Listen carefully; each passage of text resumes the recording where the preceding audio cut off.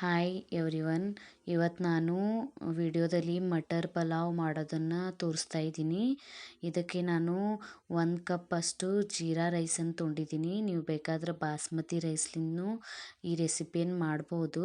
ಇದಕ್ಕೆ ಚಲೋ ವಾಶ್ ಮಾಡಿಕೊಂಡು ಒಂದು 10-15 ನಿಮಿಷ ಇದಕ್ಕೆ ಸೋಕ್ ಮಾಡಕ್ಕೆ ಇಡಮ್ಮಿ.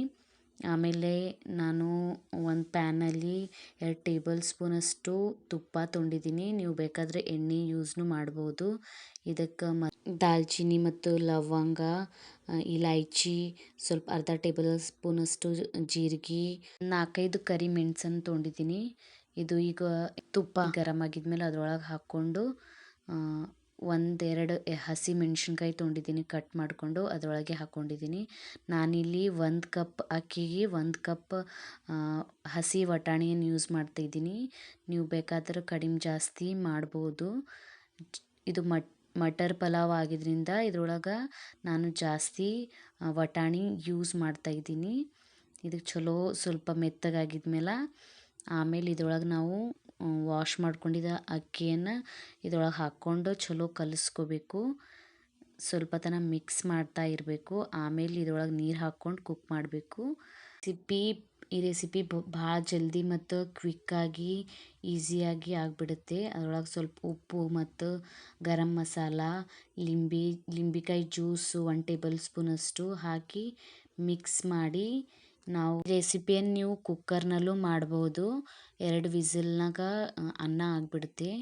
ಈಗ ನಾವು 1 ಕಪ್ ಅಕ್ಕಿಗೆ ನಾನು 2 ಕಪ್ಪಷ್ಟು ನೀರು ಹಾಕಿ ಬಾಯ್ಲ್ ಮಾಡ್ಕೊತೀನಿ.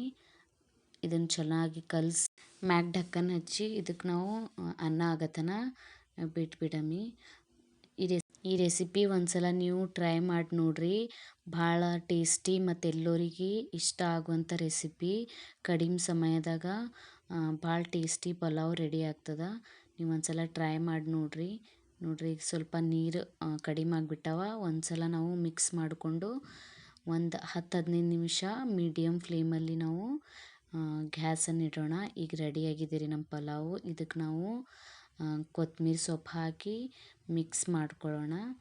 ನೋಡಿ, ನಮ್ಮ ಮಟರ್ ಪಲಾವ್ ರೆಡಿಯಾಗಿದೆ.